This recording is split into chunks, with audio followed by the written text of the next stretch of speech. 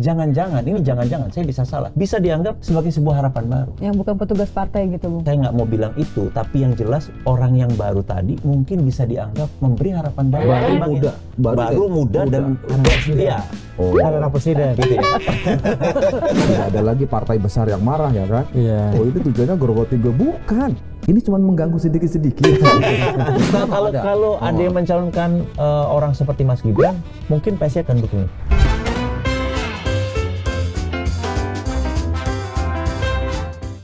Ketemu lagi di Lanturan, Lanturnya pasti, mudah-mudahan Relevan. Amin. Amin.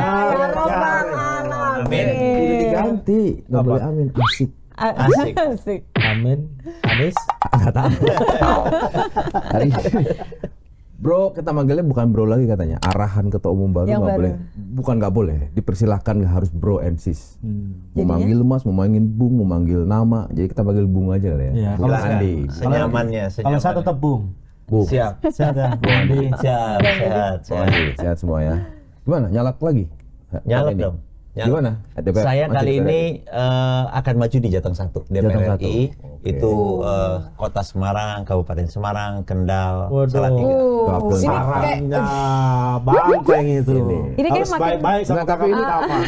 Tapi Harus banyak doa. Iya. Harus banyak doa. sepertinya tahu bahwa tahun ini ketua umumnya bisa menjinakkan banteng lah. Auranya makin Kalau pede gitu kalau ya. 5 tahun lalu kan Gitu ya? bukan gitu. Jadi makanya berani masuk ke jantungnya banteng. Semarang Jateng 1 itu jantungnya banteng. Begitu ya. Bukan cuma kandang lagi. Mungkin beda. Dulu di 2019 saya maju di Jatim 1. Itu juga katanya kandangnya merah dan hijau. PKB juga ya. Iya. Tapi kan waktu itu saya punya keyakinan aja bahwa sebetulnya sederhana, ide-ide PSI ini biasanya diterima pertama di kalangan atau kelompok masyarakat yang pikirannya terbuka. Karena nggak mudah menerima beberapa pikiran yang mungkin bagi beberapa kalangan dianggap beda begitu ya dengan yang konvensional. Semarang itu kan menurut saya masyarakatnya terbuka, sama seperti Jawa Timur. Jawa Timur itu kalau kita lihat salah satu daerah yang menghasilkan kepala daerah yang menonjol, yang artinya isu politik identitasnya nggak kuat. Maksudnya Ganjar. Jawa Timur. Nggak, kita ngomong Jawa Timur dulu ya. Kita ngomong Jawa Timur sebelum ke Jawa Tengah ya. Oke. Artinya kalau Memang harus lebih hati-hati Iya. ngomong Ganjar sekarang. gitu ya. Iya. Langsung dikoreksi. Makanya lebih memilih Jawa Timur dulu. Nanti kita ngomongin nanti kita ngomong Jawa Tengah. Iya. Jangan langsung, Iya, Gus, iya. jangan langsung. Di Jawa Timur, kalau pemimpinnya yang terpilih itu adalah pemimpin yang kualitasnya baik, artinya politik identitas dan lain sebagainya tidak bisa bekerja. Artinya masyarakatnya terbuka pikirannya. Di Jawa Tengah juga begitu. Kita lihat kan juga Jawa Tengah ini menghasilkan kepala daerah yang baik. Artinya pemilih itu memilih pemimpin itu berdasarkan prinsip-prinsip yang lebih meritokratik gitu loh. Bukan berdasarkan sentimen entah agama, suku dan lain sebagainya. Artinya ini satu wilayah yang terbuka, basis kaum nasionalis. Jadi ya optimis saja, tergantung doanya Mustafa. Ya. Bung, Bung Andi, kalau 5 tahun lalu oke lah ya, kalau di Jawa Timur sekarang lebih percaya diri maju dengan ketua umum yang baru. Tentu, Mas Kaisang ini membangkitkan satu optimisme, energi yang baru ya. Karena paling tidak ada 2 hal ya. Kalau menurut saya yang pertama, 2024 nanti itu 60% pemilih itu kaum muda. True. Mas Kaisang adalah orang yang paling tepat untuk bicara dengan generasinya, dengan generasi muda tadi. Relate. Orangnya relax, humble, cerdas gitu ya, santun gitu ya. Jadi persepsinya positif. Ada satu lagi, Apa? anak presiden. Iya dong. Iya lah. Itu Itu bonus. faktor juga. Itu bonus. faktor. Harusnya itu Itu bonus. Gitu ya. Nah gini. Kenapa saya bertanya itu tadi? Karena paling tidak begini. Kalau benar Kaisang itu dianggap sebagai faktor penentu atau paling tidak bisa lebih membuat PSI sukses di DPR lah. Lolos ke Senayan. Iya, ya kan di DPR karena 5 tahun lalu kan tidak ada. Betul. Tapi saya ingat 1 Maret 2018 saat itu ketua umumnya adalah Grace Natali. Iya. Diterima oleh presiden. Semua kemudian media jadi pembahasan, ini PSI ini siapa ya diterima Jokowi? 2018 loh. Iya. Begitu keluar dari ruangan di Istana Merdeka, Grace Natali ke media bilang begini, Bapak Presiden memberikan tips untuk memenangkan pemilu legislatif. Kita mikir, bapaknya aja gagal memenangkan 2019. Ya gitu lah. Gimana? 64% tadi ini kita jelas gitu lah. Mas Yogi itulah baru mulai ini, kursinya belum panas, baru Bapaknya aja enggak. Tapi belum sekarang ada nyampe bacaan seminggu berbeda. loh. Karena ternyata 64% itu tadi. Iya. Oke. Anak muda. Iya, anak Iya. muda. Iya, Karena iya. dulu Enggak. bapaknya nggak lebih muda dari ini strategi, ini maksudnya strategi kan, Iya. karena kan angka nggak bohong, maksudnya betul. gitu loh. Betul. Gimana? Mungkin yang beda nih tadi ya, saya lanjut lagi ya. Kalau di 2024 ada sekitar 60% pemilih muda dan Yes. orang yang bisa mewakili mereka itu adalah orang yang muda. Kalau dijajarkan seluruh pemimpin politik, anak muda itu secara visual akan langsung gampang lihat ini yang mewakili gua. Ini yang gua banget gitu loh. Ini generasi saya. Itu yang pertama. Jadi Oke. dia bisa komunikasi, dia bisa menggait anak muda. Menahan diri ya. Ya, terus. Sebentar. Yang kedua, terus terang selama ini PS ini memang partai kota. Itu kita memang, karena apa? Karena memang yang bisa terjangkau oleh pesan-pesan politik ini masyarakat kota. Menjangkau masyarakat yang jauh itu cost-nya secara politik memang lebih mahal melalui iklan televisi dan lain sebagainya. Kecuali diberi kesempatan oleh Kompas tiap hari kita talk show di Kompas TV misalnya. Itu akan sangat membantu. Salah satu tantangan terbesar PSI sebagai satu partai itu apa yang disebut sebagai awareness. Jadi di politik itu ada 3 step, orang tahu, awareness, orang suka, acceptability, kemudian yang ketiga electability. Nah, awareness PSI itu dari dulu memang kita menghadapi tantangan yang cukup serius. Rata-rata statistiknya kurang lebih cuma 50%. Jadi ini kemudian akan dikompensasi karena terus terang kehadiran Mas Kaisang ini ternyata membangkitkan semangat di kalangan akar rumput. Ya ini para pendukung Jokowi, relawan Jokowi itu satu persatu kemarin kita tur ke arus bawah Jokowi, mereka langsung login. Oke, Masuk PSI. sorry Bung Ade. Jadi sebenarnya ini yang dibangkitkan semangatnya itu adalah relawannya Jokowi atau yang merasa diwakili oleh Kaisang? Bisa Karena kan- dua-duanya. Jadi bisa dua-duanya. dua-duanya. Jadi ini saya menyebut dua. Pertama kelompok pemilih muda, yang kedua adalah akar rumput yang selama ini masih belum terjangkau oleh PSI. Oke. Akar rumput ini adalah orang-orang yang merupakan pendukung Jokowi dan melihat bahwa Kaisang ini akan bisa memperjuangkan apa yang diperjuangkan oleh Pak Jokowi. Karena anak muda yang mana? Iya Ya, dong. Kalau kan betul. kita kan mencoba ngelihat profil nih, Betul. profil oke dari usia, oke bolehlah merasa relate Ya, gitu kan. ya. Tapi nggak semuanya adalah anak presiden, Kip, nggak semuanya kita adalah diam aja. Dia pengusaha, nggak semua. merasa paling muda, makanya dia paling mewakili. Biar aja. Kita nonton aja. Pertanyaan jurang ini. Gitu kan. Iya, tapi Iya, iya iya. dong, Betul. relate dong. Kalau Betul, misalnya betul. bilang angkanya Betul. gede banget, potensinya Sebenarnya gede saya banget juga, itu yang mau di sebenarnya saya juga anak muda semestinya nggak ada problem. Ya, benar. Kalau dia Pura-pura senior. Kalau dia bapaknya anak muda. Ada sedang bentar lagi. menyamar. Tapi ini bajunya sama loh. Iya. Jangan-jangan habis ini kita Kita panggilnya nggak Bro tahu. Kim nih habis ini ya. Oke, balik. Intinya adalah anak muda yang mana, Ya. gitu kan? Kan nggak semuanya mempunyai privilege. Apalagi kalau milenial sama Gen Z itu sensi banget, Mas Ya. Yogi, Gus Kim. Kalau Ya. dibilang ini kan orang-orang ini kan anak kaum privilege nih. Ya, ya. Justru jangan-jangan Ya. tuh akan menjadi berbalik justru untuk Ya. Kaisang. Kalau kita ngelihat enggak ya, kalau kita lihat bagaimana komentar umum di media terkait dengan Kaisang atau anak-anak muda, pasti yang kritis ada ya. Iya. Dalam masyarakat tuh kelompok kritisnya ada, tapi biasanya kan itu elit ya. Orang yang sangat kritis tuh adalah kelompok elit. Piramida masyarakat kan begitu. Yang paling atas tuh kelompok elit, kemudian secara umum kalau pantauan kita juga memantau sentimen publik di media mainstream, di media sosial, termasuk juga di kanal YouTube Kompas TV ya, di mana ada pidato Kaisang lengkap. Hampir semuanya mendukung dan suka. Saya menduga memang situasinya adalah orang merasa kehadiran Kaisang ini justru memberi harapan baru. Itu yang saya bilang tadi. Di politik, jangan-jangan yang senior, yang punya pengalaman itu bukan dianggap sebagai sebuah keunggulan. Jangan-jangan karena dia menanggung beban masa lalu, dianggap bagian dari kultur politik lama. Sementara sesuatu yang baru, sesuatu yang hijau, sesuatu yang belum punya pengalaman, orang yang belum punya pengalaman, jangan-jangan, saya bisa salah, bisa dianggap sebagai sebuah harapan baru. Yang bukan petugas partai gitu, Bung. Saya nggak mau bilang itu, tapi yang jelas orang yang baru tadi mungkin bisa dianggap memberi harapan baru. Baru ketimbang muda. yang- Baru baru muda dan iya. Oh. Dia anak presiden. Gitu ya.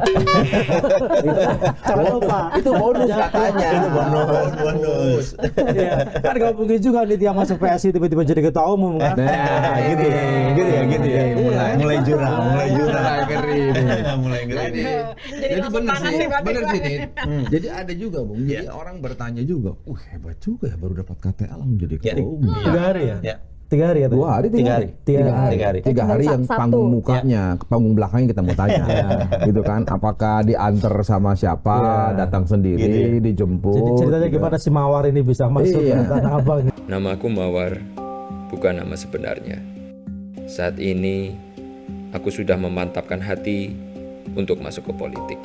Gimana Mawar ini bisa tahu-tahu masuk dan kemudian ada di singgasana tertinggi, gitu kan, sebagai ketua umum, Tanpa mekanisme kongres Iya. ya. tanpa ada kongres. Siapa gitu. yang move duluan nggak deketin Iya, siapa, siapa yang gitu deketin. ya. Duluan, Siapa jatuh siapa. cinta ya. Nggak ada dua-duanya. Iya. Pokoknya cuma Perjodohan diperintah. cepat. Iya, di WA aja. Jadikan anakku sebagai ketua umum. Enggak lah. Enggak ya, enggak gitu. Karena gini, kita ngobrol sama Kaisang sendiri bilang sejak 2019 sudah memperhatikan PSI. Oh. Jadi ini ada passion dari awal ya. Jadi ibaratnya mungkin ini sudah suka pandang-pandangan dari jarak jauh tapi belum menyatakan satu sama lain. Jadi ini prosesnya sudah sejak lama ya.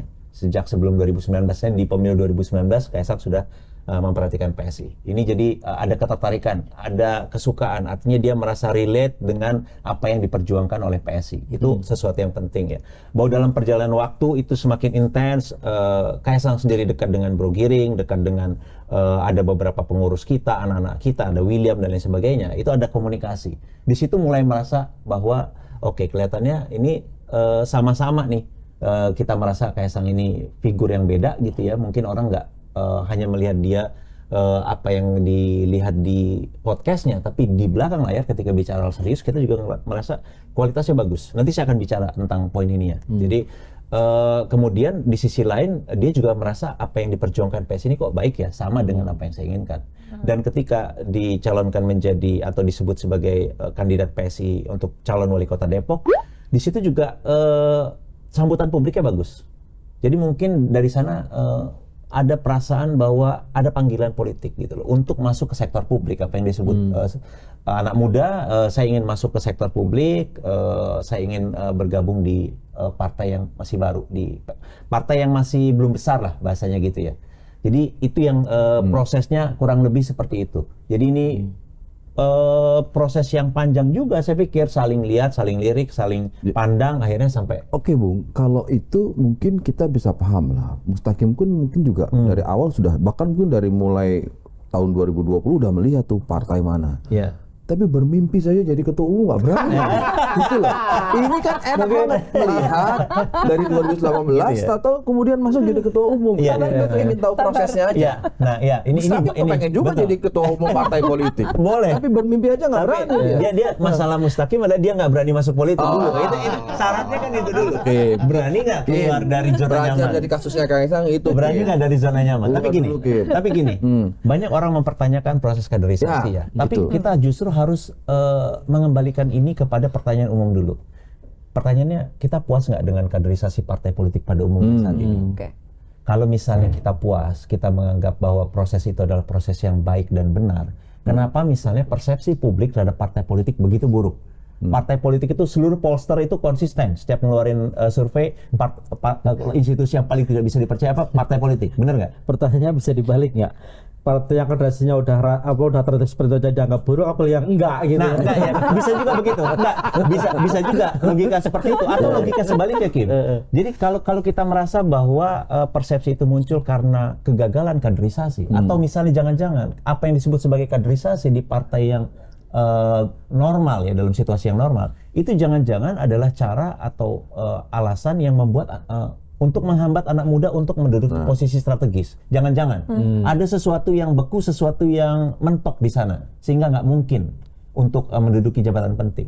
Kenapa tidak dalam situasi politik yang tidak normal ini, yang beku ini, yang mentok ini, kita mencoba satu cara baru. Ketika nama Kaisang muncul dari bawah, pengurus DPW ada 38 bilang, kenapa nggak sekalian dijadiin ketua umum aja kalau mau gitu. Oke, berarti ini semua terjadi, itu semua di skip hanya karena itu Kaisang ya? Enggak, ada proses. Ada pertemuan 38 ketua DPW. Di PSI itu DPW itu setingkat provinsi ya. Dewan Pimpinan Wilayah 38 berkumpul di hari Senin siang mereka kemudian mulai muncul dan semuanya mendukung. Karena bagaimanapun Mas Kaisang ini adalah sosok populer, di sisi lain PSI memang membutuhkan sosok yang populer dan positif terutama di kalangan anak muda. Why not kita coba sesuatu yang baru? Kenapa kita harus menggunakan cara yang lama kalau misalnya kita ada kebutuhan untuk menerima sesuatu yang baik gitu loh. Kenapa harus menggunakan cara yang lama? Ini juga mungkin bisa jadi alat refleksi bagi kita ya, untuk melihat lagi bener gak sih yang disebut kaderisasi partai itu harus dengan cara seperti ini yang membuat anak-anak muda justru nggak bisa masuk ke posisi penting gitu loh. Tapi ini kan kalau kita bicara Kaisang kan tidak hanya bicara soal anak muda kan, tapi bicara figur sebenarnya kan. Kita fair lah gitu lah. Ya, level populernya Kaisang beda nggak ya. mungkin tiba-tiba masuk PSI dalam waktu 3 hari terus menjadi ketua umum. Mungkin tidak setiap anak muda di Indonesia termasuk saya misalnya Aja nggak berani. mendapatkan privilege itu gitu loh. Iya. Nah, maksud saya gini loh, PSI sebagai partai muda yang dianggap fresh di luar problem kaderisasi kan pasti mengedepankan sebenarnya lebih pada kompetensi sebenarnya, kompetensi, kapasitas, pengalaman gitu loh. Dan di ADRT kalau saya nggak sebut, ADRT-nya PSI sendiri kan menyebutkan itu bahwa ya yang berhak jadi ketua umum adalah kader yang paripurna. Saya tidak tahu mereka paripurna itu apakah karena dia anak presiden atau apa, saya nggak tahu gitu ya. Tapi maksudku katakanlah saya tidak ingin underestimate gitu ya dengan Kaisang. Tapi setidaknya kan baru kali ini Kaisang masuk politik gitu. Kalau kita bicara dalam konteks PSI sebagai partai muda yang memang mengedepankan ide-ide, kompetensi, kapasitas. Kenapa misalnya bukan Bung Adi Budiman misalnya yang menurut saya misalnya secara pribadi layak dan saya pikir masih muda juga gitu kan dibanding sama aku mungkin ya beda dikit lah gitu misalnya. Tapi justru memilih misalnya Kaisang yang baru masuk politik, baru jadi anggota 3 tahun, apakah 3 hari itu cukup bisa menjadi ukuran bahwa dia adalah menjadi kader PSI yang paripurna ya, sehingga dia layak menjadi ketua umum. Tutup mata jadi itu Ada 2 hal, Kim. Yang pertama ya, di dalam politik yang beku, di dalam politik yang sedang situasinya tidak normal ini, kita butuh satu cara-cara baru gitu ya. Jadi kenapa kita tidak mencoba satu figur yang memang bisa lebih memberi harapan.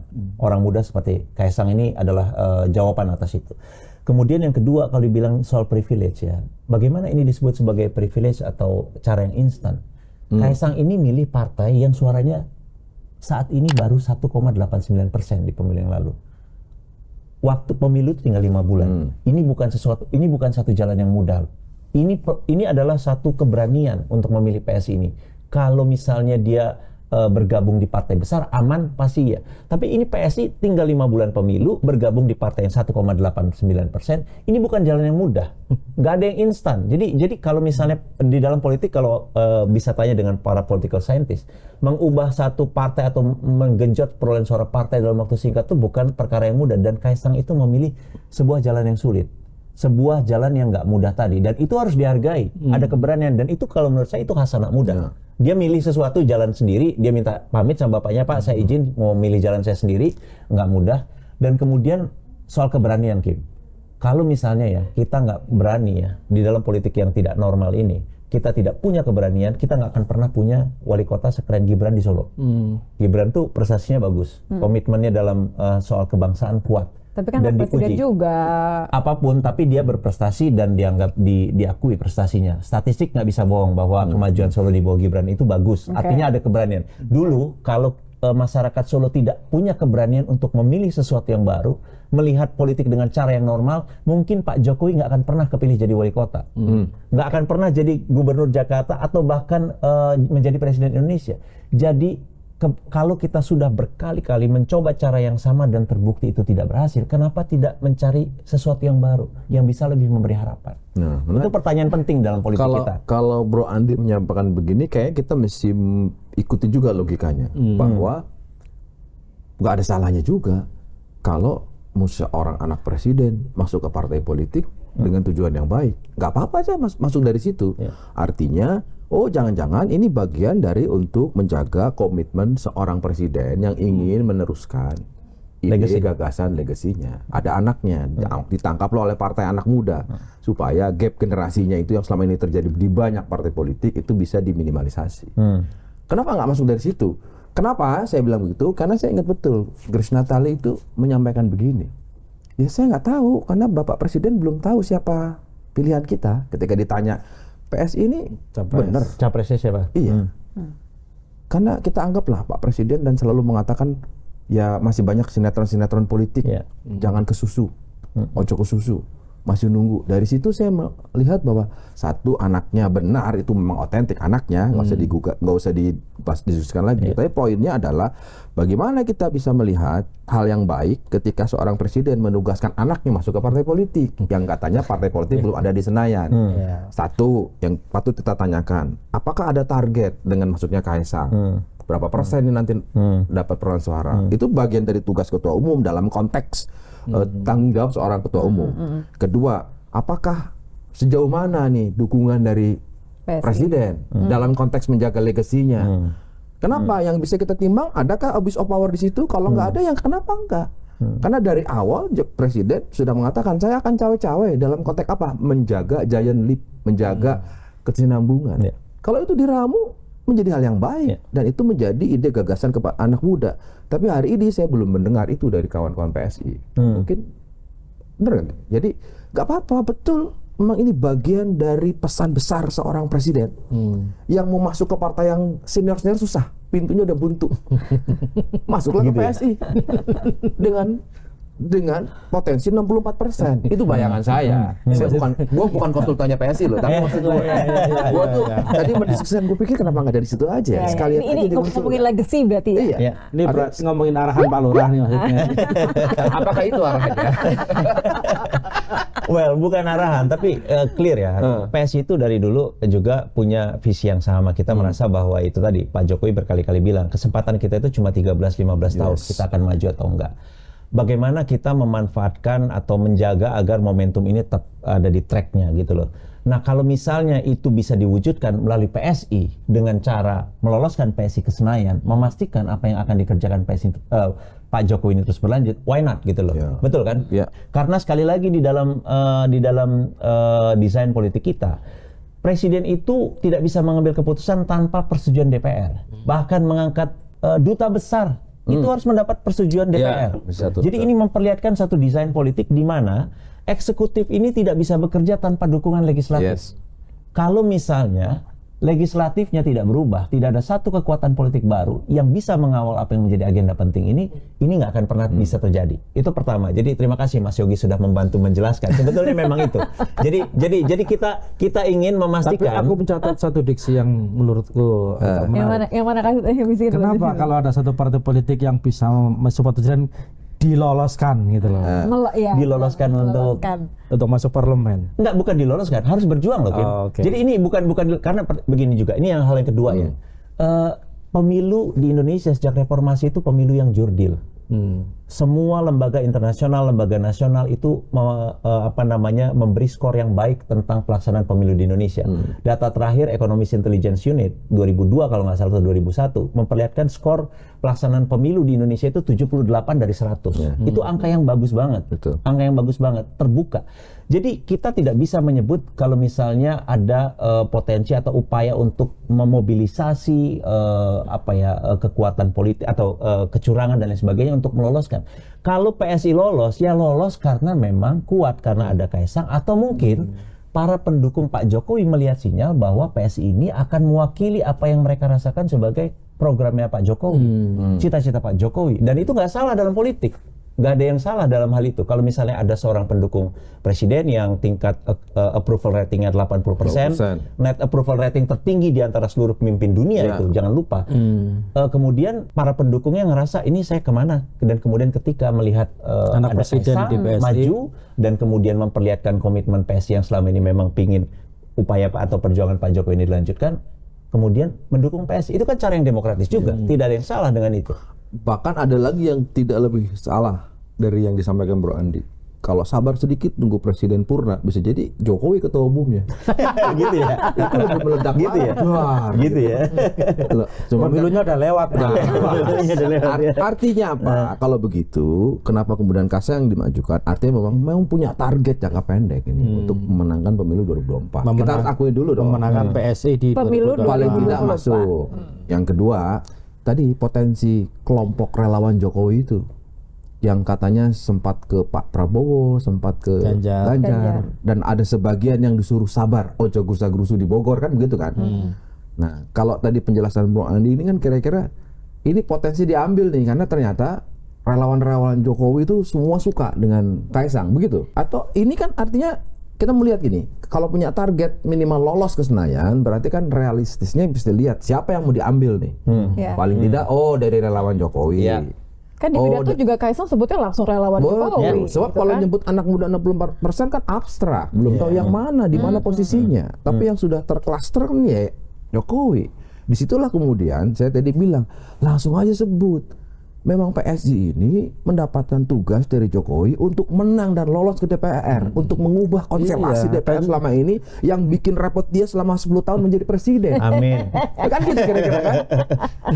Ini usulanku, kalau itu dimunculkan lebih terang benderang oleh semua elit-elit PSI, lebih jelas bunyinya. Tidak ada lagi partai besar yang marah ya kan?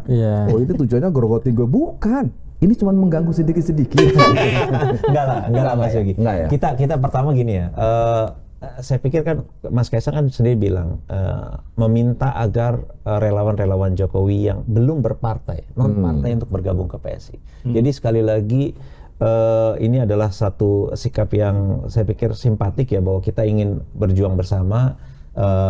Melanjutkan apa yang dikerjakan oleh Pak Jokowi. Relawan menunggu arah dalam satu aspek, kira-kira partai mana, kekuatan politik mana yang akan melanjutkan kerja Pak Jokowi. Di sisi lain, Mas Kaisang bilang relawan yang belum berpartai. Jadi sekali lagi ini clear ya. Jadi terima kasih Mas Yogi membantu menjelaskan bahwa memang, karena setelah ini kita mau nanya bahwa memang ya terus terang, apa yang menjadi visi Pak Jokowi ini tidak akan bisa berlanjut tanpa satu kekuatan politik yang konkret di parlemen pusat. Karena jangan-jangan ya kita mungkin nggak bisa abai juga, selama ini sering juga parlemen itu punya pendapat yang berbeda, termasuk yang ada di dalam koalisi dengan apa yang menjadi keinginan tapi presiden. yang harus diingat bahwa di parlemen kan bukan hanya PSI. Betul. Nanti akan ada sekian banyak partai yang juga akan lolos di sana gitu loh. Dan kita semua tahu mekanisme pengambilan keputusan di sana tidak selalu musyawarah mufakat atau siapa yang paling benar dan paling kompeten pendapatnya itu loh. Tapi mana yang paling menguntungkan atau tidak menguntungkan misalnya buat mereka. Artinya apakah dengan masuknya PSI katakanlah ya, dengan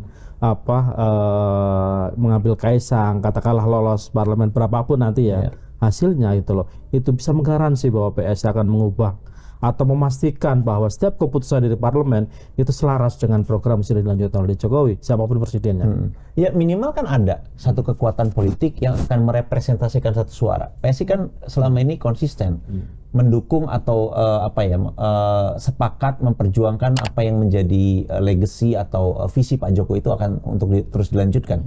Minimal ketika itu hadir di parlemen ada satu kekuatan yang solid, kekuatan politik yang solid, yang tidak yang nggak goyah lah ketika ada serangan terhadap misalnya kita mau lanjut apa enggak program hilirisasi misalnya, kita mau lanjut apa enggak untuk memperluas infrastruktur sosial dalam soal pendidikan dan kesehatan, no doubt gitu loh. Jadi PSI akan fight di sana. Minimal ada kekuatan itu, ada sesuatu yang tidak bisa digaransi dengan mungkin ya dengan kekuatan politik yang ada sebelumnya gitu. Ini satu Kim, tapi pasangan dengan pertanyaanmu tadi itu adalah siapa kemudian dukungan capresnya?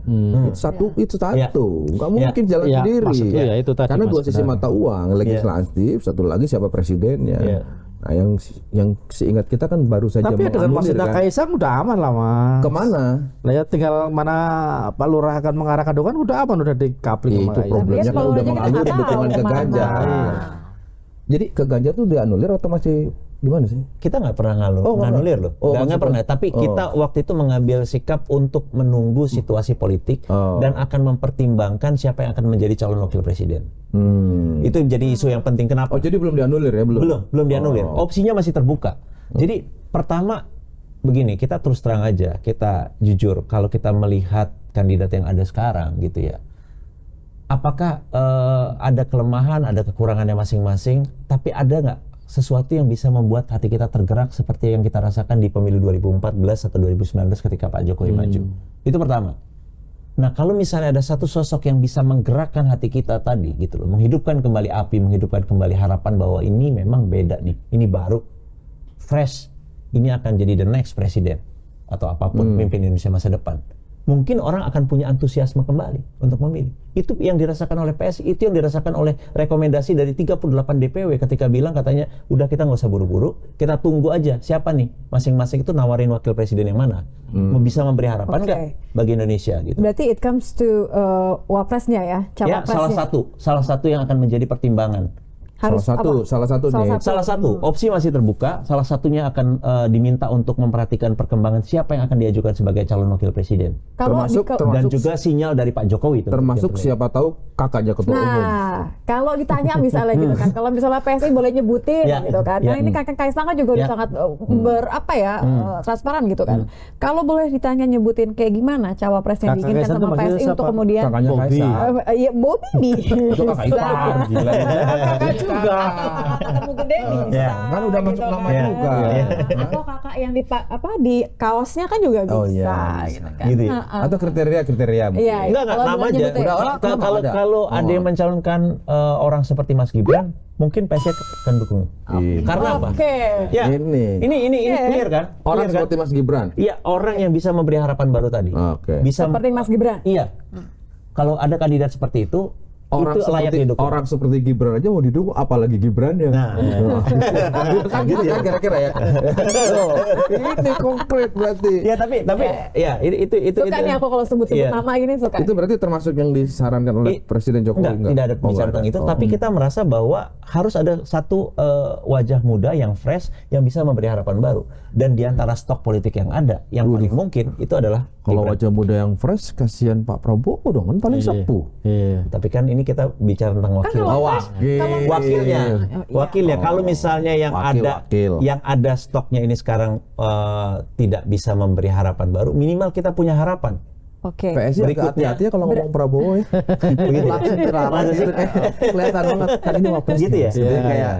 Kayak seperti sedang dalam orbit pembicaraan.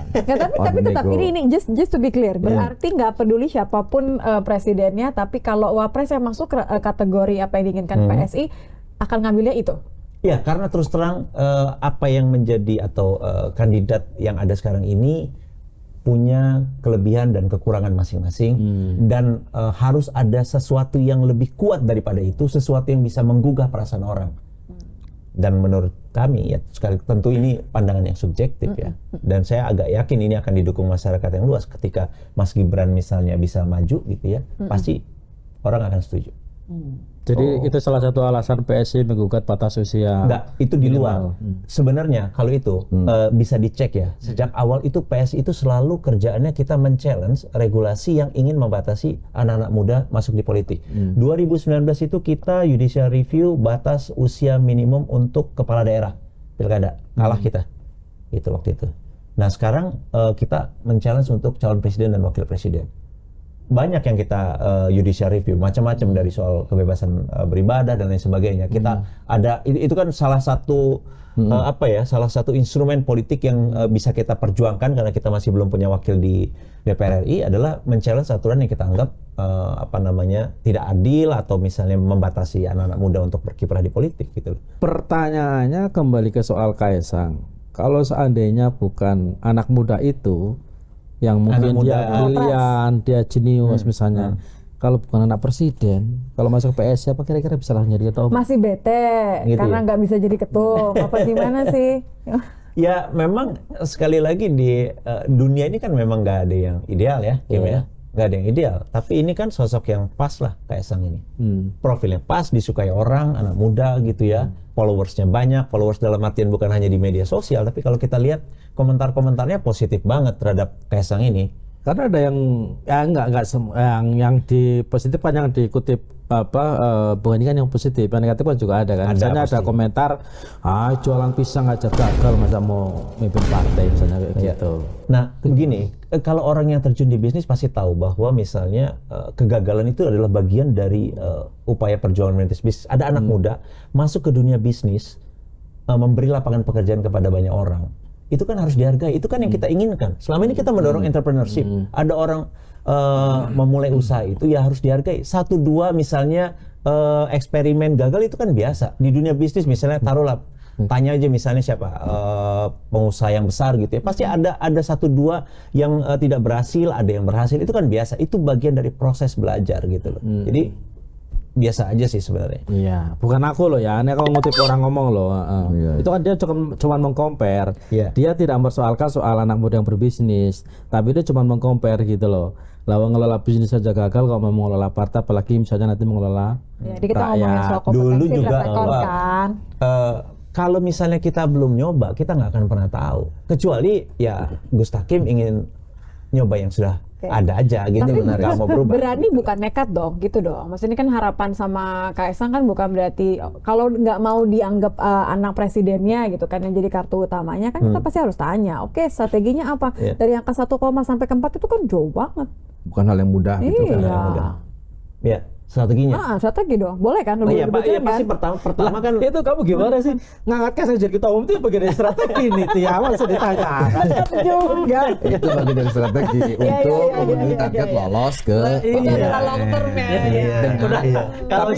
kalau istilah yang apa ya ngomong ini pasti udah bikin ini udah begini itu udah begini mentok udahlah ini aja lah kata gitu. ketua umum. Tapi gini, kita sudahilah yang diskusi seperti itu. Udahlah, itu kan bagian dari cara partai politik, bagian dari cara siapapun boleh aja lah, gitu kan. Sepanjang tidak ada yang dilanggar dalam konteks undang-undang. Tapi kan yang menjadi menarik adalah ketika kita sudah clear bahwa oke, ini bagian dari perintah Jokowi. Saya nggak Bagian bilang dari perintah Jokowi. Ya, oke Saya nggak lah. bilang. Bukan Bung Andi lah. Tapi ini agak susah untuk dibantah kalau tidak ada keterlibatan Pak Jokowi selain cuman memberikan doa restu. Ya. Agak susah. Banyak pilihan. Bahwa kemudian itu menjadi bagian dari cara Jokowi menjaga legasinya, ya nggak salah juga. Jokowi Yang cawe-cawe. kita ingin tahu adalah, dan publik harus tahu adalah bagaimana cara menurunkan itu. Apakah cukup dengan mengatakan, hey relawanku, yang katanya approval ratingnya 80% itu pindah. Itu Jadilah PSI. PSI. Dalam konteks itu juga nggak salah. Tapi kan kita butuh otoritas informasi. Dijelaskan, benar memang ini loh operasionalisasinya, sehingga kita bisa lihat, oh setiap nanti ada pertemuan kopi darat antara Presiden Jokowi ketika sedang libur ya, di Sabtu Minggu datang dengan relawan, apa isinya? Pasca Kaisang jadi ketua umum. Kan begitu kira-kira narasi realitas politiknya. Dari situ kan akan jadi endorser, maksudnya endorser. Ya, misalnya, Ya, endorsement jangan-jangan bisa. begini mungkin politik gaya baru gitu. Ya. Tapi maksudku sebagai partai yang relatif masih baru, partai anak muda yang masih segar, yang membawa harapan anak muda katanya, jualannya kok tetap aja figur gitu loh, nggak main di program, nggak ngencengin di basis misalnya pembasisan di masa rakyat tuh, bahasanya masa rakyat tuh. Tapi lebih pada ya menggunakan cara-cara yang cenderung instan gitu loh. Katakanlah jualan figur. PDI misalnya nggak segitunya itu loh. Gibran masuk PDI ya dia tetap aja jadi. Tapi ini biasa. satu hal yang menurut aku instan itu is not a bad thing ya. Menurut gue ya. Instan itu bukan sesuatu, it's just the process gitu kan. Kayak misalnya kita sekarang WhatsApp-an Jadi sebagai anak muda saya kecewa. Lu jangan ganggu dia pikiran anak mudanya dia. Kan dari tadi kan dia Iya ngomong, dong. "Emang bener sih Mas Abang jadi ketua umum gitu." Justru dari tadi yang aku tanyakan adalah kualitas kan gitu. Nah, aku nggak ngomongin soal prosesnya. Mau Apa nih kalau ketemuan kualitas untuk ukuran anak muda seumuran Kaisang ya pasti di atas rata-rata.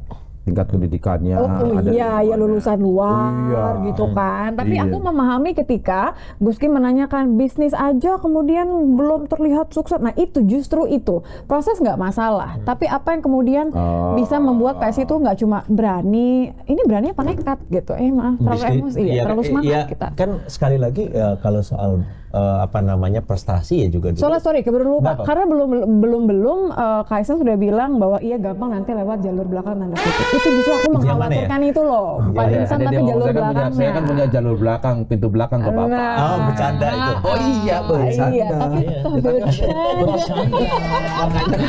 Jadi gue bilang menarik itu kalau bercanda.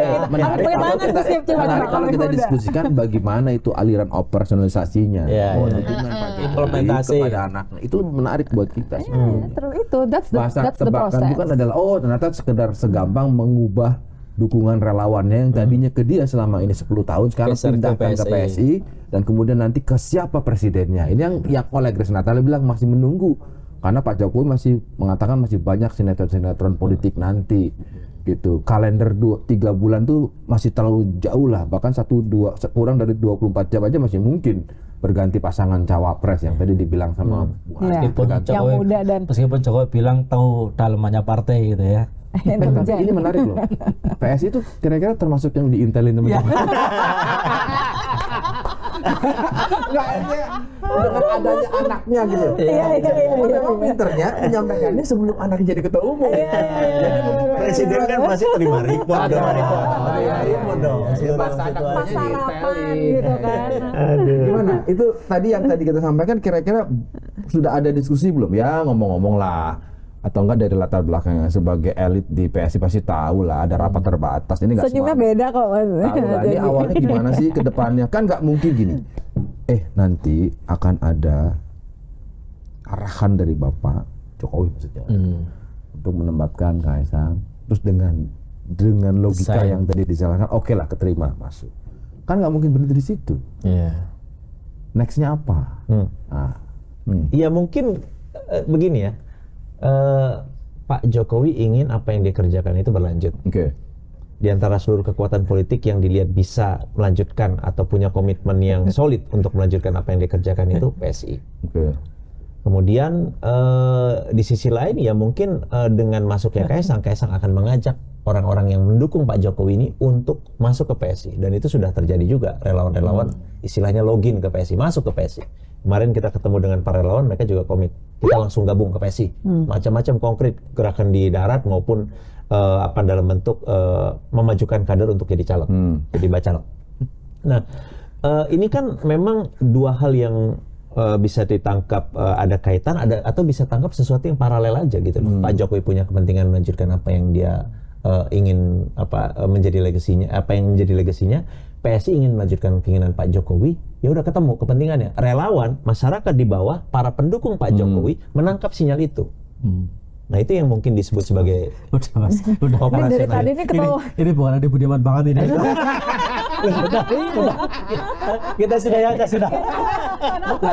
Kalau gini baru ngomong aja udah. Bukan. Kan kita ini kan menggali berdasarkan atribusinya. Artinya betul bahwa ada harapan atau ada pintu harapan dari Pak Jokowi untuk meneruskan legasinya. Salah satunya melalui PSI. Gini deh, salah satunya aja. Biar kalau satu-satunya kan seolah-olah ada yang tersinggung, nanti ada partai yang sebagai rumahnya.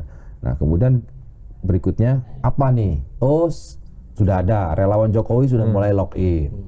Ya kan, pasti akan berdampak. Kita tinggal menghitung berapa kuantifikasinya. Bisakah menembus 4%? Itu nanti. Nah, lalu berikutnya adalah kan nggak sendirian melakukan perubahan, nggak sendirian. Terbukti kenapa Pak Jokowi ngotot membuat koalisi yang solid di DPR, dan itu dia lakukan kan. Dia baru lepas sekarang aja kan, Nasdem sama itu juga nggak dilepas resmi dan PKB. Nah, berharap dari PSI. Nah, kemudian siapa presidennya? Ini kan nggak mungkin. Ini pasti satu paket ini. Ketika menyodorkan Kaisang, itu kan siapa kemudian? Tadi ke Ganjar sudah diklarifikasi. Belum direview ulang. Jadi tidak menganulir dukungan ke Ganjar, tapi juga belum mencabut dukungan ke Prabowo. Gitu. Kita belum menyerahkan dukungan. Belum pernah ada. Ya? Statement itu belum pernah ada. Jadi saat ini opsinya masih terbuka. Baik itu mendukung Ganjar, mendukung Pak Prabowo maupun artinya yang terucap ke publik itu baru dukungan ke Pak Ganjar ya. Ya, kan hasil rembuk rakyat, hasil rembuk rakyat betul. Kan. Kalau ke Pak Prabowo belum pernah ada pernyataan. Kalau penjelasan Grace kan loh, kami kan hadir karena diundang. Kami juga kalau diundang pasti datang lah ke partai yang lain. Tapi udah berikutnya begitu ada pertemuan ada juga Grace Natali di situ. Ini yang mau diklarifikasi. Kalau gitu lapor nggak sih ke? Apa? Kalau kayak Grace Natali datang pasti ada. Ya pasti apa penjelasan tahu. mereka? Penjelasannya saya diundang. Dan emang undangan ada banyak anggota koalisi pemerintahan Pak Jokowi juga diundang ya. Datang gitu loh. Jadi nggak ada masalah. Dan memang Pak Prabowo sendiri udah datang ke kantor PSI. Masa kita nggak mau datang kalau diundang gitu? Itu biasanya report nggak? Report nggak di internal? Pasti. Iya pasti. Ya misalnya di samping terima kasih terus udah PSI dukung dong Nggak mungkin dong Ya, Pak Prabowo nggak ngajak dukung. Iya, kalau permintaan Ngajak, itu pasti ada. Kan terbuka juga Pak Prabowo bilang. Terus di katanya, rapat saya senang pengurus kalau apa? Gimana kita masih pertimbangkan? belum mengambil sikap. Betul-betul belum mengambil sikap. Karena betul pesan Pak Jokowi ke kita simpel katanya. Udah, jangan buru-buru. Kita masih belum tahu situasinya kayak apa loh. Bisa jadi juga bergabung kan? Itu juga opsi masih terbuka antara Pak Prabowo dengan Ganjar atau Ganjar Prabowo. Kita masih belum tahu. Jadi ngapain kita ngambil sikap? Fokus kita saat ini, dan itu betul Mas Kaisang bilang gitu. Udahlah kita fokus aja dulu ke legislatif. Yang penting ini lolos. Sekali lagi, apapun yang menjadi keinginan untuk merawat atau melanjutkan legasi Pak Jokowi itu tidak akan bisa dikerjakan kalau tidak ada satu kekuatan politik di parlemen yang akan memastikan itu terjadi. Meskipun itu jumlahnya kecil, tapi minimal ada yang memperjuangkan. Gitu loh. Alhamdulillah kalau hasilnya nanti gede. Ngomong-ngomong, PDI Perjuangan sama PS itu baik-baik aja nggak sih sebenarnya? Ya sebenarnya ini hubungan yang dibilang, ya bisa dibilang kita sih nggak ngerasa ada masalah. Kalau misalnya selama ini muncul kritik, itu kan kritik yang biasa sama partai politik. Kita juga mengkritik PKS, mengkritik yang lain. PDIP juga punya kritik yang sama terhadap kita dan lain sebagainya. Itu kan hal biasa yang di dalam demokrasi. Nggak boleh baper gitu loh. Nggak boleh ada perasaan bahwa kritik itu karena kebencian. Kritik itu bagian dari proses demokrasi dan bisa dicek. Kritiknya PS itu substantif, nggak pernah kita sesuatu yang personal, bisa dicek. Sesuatu yang sifatnya ada urusannya dengan kepentingan publik, itu fungsi partai politik, Kim. Jadi nggak bisa dibilang bahwa ini ada persoalan personal, nggak ada. Kalau ada yang mengambil persoalan personal itu hal lain ya, tapi kritiknya substantif kok dan biasa kan di dalam. Tapi kenapa ya selalu apapun langkah PSI gitu, termasuk yang Kaisang, ya bukan juga media. Media itu kan ketika ikut bertanya pakai perspektif itu kan juga nggak tiba-tiba, pasti dia punya background kan. Kenapa kemudian bertanya ke PDI Perjuangan dan tahu bukan tanya ke PKS karena memang relasi paling kuatnya kan ya dengan PDI Perjuangan misalnya. Terus kemudian PDI Perjuangan menjawab waktu itu siapa bekas wakil gubernur DKI itu? Mas Jarod. Jarod. Memang ada aturan di internal kalau keluarga inti, tapi kemudian kalau keluarga inti sudah menikah sudah dianggap sendiri. Kakaknya udah beda. Kakaknya sudah berbeda. Tapi itu kan selalu dikait-kaitan. Kedua, seolah-olah ada kalimat mengatakan bahwa ya PSI dan PDI Perjuangan dalam konteks ideologi kan sebenarnya segaris, sama-sama merah putih, sama-sama nasionalis. Sama-sama partai presiden. Sama-sama partai presiden. Enggak lah. Oh, enggak lah. Ini penting kalimatnya enggak ini. Ulangi coba pertanyaan biar diulangi. Sama-sama partai presiden. Coba diulangi atau enggak? Oh, enggak lah. Kalau PS, kita nggak bisa mengklaim gitu. Kalau PS ya mungkin bisa lah dianggap gitu. Yang satunya kan belum tentu. Belum tentu partai presiden. Makan keduanya. Iya. Kalau survei kecil-kecilan di internal PSI, Ganjar atau Prabowo sekarang? Pecah Mas terus terang. Ya berapa persen? Nggak pernah ada survei yang resmi sih ya. Tapi ada yang ke Ganjar masih ada. Kan terbuka misalnya orang seperti Dede Prayudi, ada William, ada beberapa orang kan terbuka menyampaikan dukungan. Tapi aspirasi yang menginginkan Pak Prabowo juga ada gitu. Ada.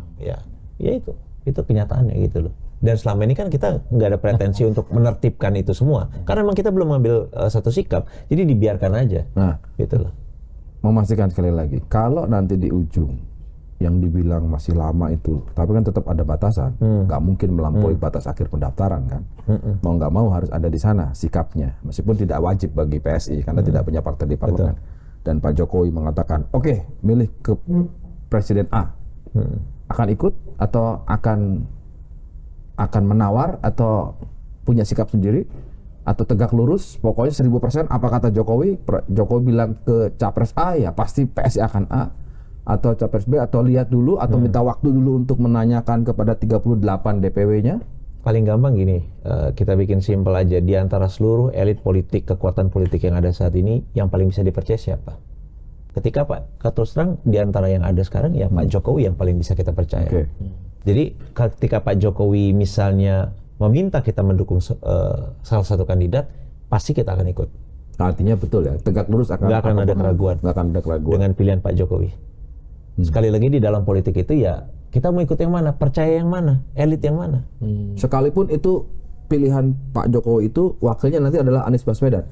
Ya kalau Pak Jokowi minta dan merasa ada pertimbangan yang ini menarik ya.